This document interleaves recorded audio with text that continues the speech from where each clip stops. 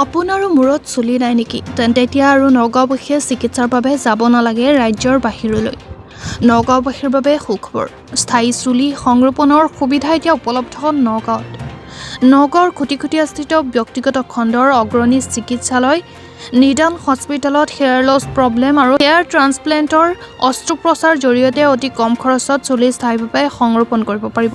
যিসকল পুৰুষ মহিলাৰ মূৰত চুলি কম বা নাই তেওঁলোকক এটি সাধাৰণ অস্ত্ৰোপচাৰৰ জৰিয়তে চুলি সংৰোপণৰ ব্যৱস্থা গ্ৰহণ কৰা হয়। উল্লেখযোগ্য যে এতিয়াৰ পৰা নগাঁৱৰ নিদান হস্পিটেলত যিসকল ব্যক্তিয়ে চুলি নথকাৰ সমস্যাত ভুগি আছে তেনেলোকে কেইঘণ্টামানৰ ভিতৰত এটি সাধাৰণ অস্ত্ৰোপচাৰৰ জৰিয়তে অতি কম খৰচত চুলি স্থায়ীভাৱে সংৰোপণ কৰিব পাৰিব। শনিবাৰে এজন যুৱকক মূৰত চুলি স্থায়ীভাৱে সংৰোপণ কৰা হয়। Help him out and guide him a little bit and इनको 2500 ग्राफ लगेंगे। जैसे आप देखते हैं ये काफी यंग है, सिर्फ 22 ईयर ओल्ड है। ओके, इनका फेस को ब्लर कर दीजिएगा, ठीक है।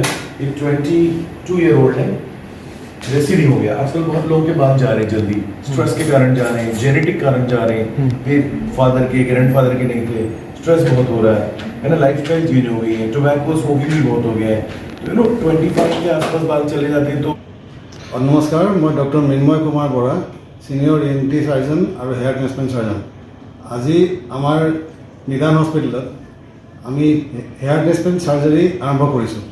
हेयर ट्रांसप्लांटेशनটো হৈছে যাৰ মূৰৰ চুলি সৰি যায়, চুলি নোহোৱা হৈ যায়, তাৰ আগতে বিশেষ কোনো উপায় নাছিলে। আজিকালি আকৌ তাক আমি চুলি অপাৰেশ্যন দ্বাৰা লগাই পেলাই নিজৰ নৰ্মেল চুলি, অৰিজিনেল চুলি আকৌ লগাই দিয়া যায়। যাৰ চুলি নোহোৱা মানুহৰ কাৰণে এইটো এটা বৰ ডাঙৰ সুবিধাৰ কাৰণ হৈ পৰে। আমি সেইটো অপাৰেশ্যন কৰি নিজৰ চুলিয়ে লগোৱা যায়, নিজৰ মাথাৰ পিছফালে যিখিনি চুলি থাকে সেইখিনি সৰি নাযায়। সেইখিনি চুলিৰ পৰা আমি গছৰ গুৰি, যেনেকৈ ধানৰ খেতি কৰা যায়, ধান খেতি কৰোঁতে যেনেকৈ তাত আকৌ ধানৰ গছ পুলি লগোৱা যায়।